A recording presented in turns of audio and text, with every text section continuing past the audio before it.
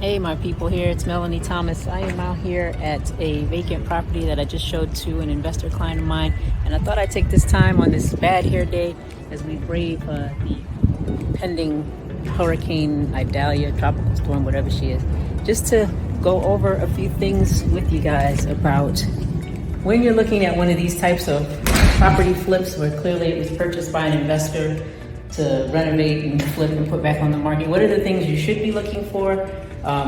Past all the shiny objects, the new whatever, what did they not spend money on? What did they cut corners on? So that if you're trying to make a sound investment for yourself, know what's worth paying for and what's not. So let's go take a look. So you will notice it is very rare that you'll see these flippers replace the windows because windows are super expensive. So when they want to cut costs, that's usually where they do it. So inevitably, it's always the kitchen that they do, the most renovation on. Look at the nice stainless steel, and it's nice, They put a nice roof in here. It's brand new. Granite countertops. New cabinets. These are just basic cabinets, but of course, this shiny stainless steel, brand new, catches your eye and says, "Oh, this is great." It's nice to have brand new stuff. And it's freshly painted.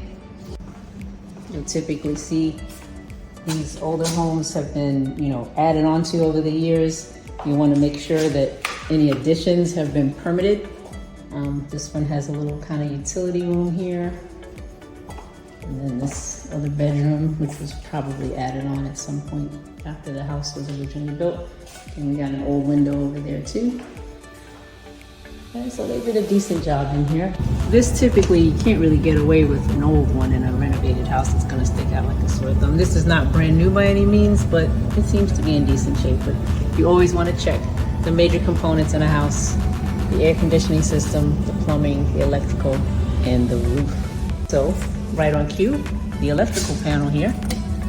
Who is the manufacturer of the electrical panel? This one's General Electric, so it should be okay, but it is probably older. If it's not up to current code, you may want to have this be replaced.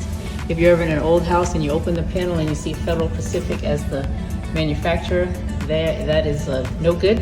There was a class action suit against it because it caused fires, so you can't insure a house that has one of those panels in it. So that's a red flag if you see that. If you are representing a buyer or if you are buying something yourself, know that that's going to have to be replaced, and maybe that's something you can negotiate with your seller.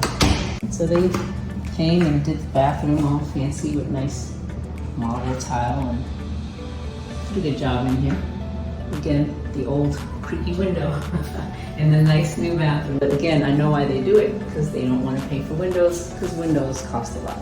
So these older homes back then, you didn't necessarily have a quote primary or master bedroom with a bathroom in it. So this house just has this one bathroom for all these bedrooms. So that's something you'd want to consider in a modern lifestyle. Get a house with this many bedrooms, use one bathroom. Back in the day when we were growing up, we all just had one bathroom. It was normal, but now you wouldn't dream of that. All right, so the last thing you always want to look at, and I'm not going to go out this back door, I'll go out the front, is the roof. But if you are buying an investment property, if you can get one that has already had the roof replaced, which this one appears to have done, then you are golden, right? Because that's definitely probably the hugest expense that you would have to put into an investment property if you are buying one. Looks like the electrical may need to be updated. I don't know about the plumbing. We'd leave that to the inspector, but it's been freshly painted. Inside, they did a decent job. So if you're using this as a rental, the windows wouldn't necessarily be a big deal for you. So I'd give this one on a scale of 1 to 10, about a 7.5.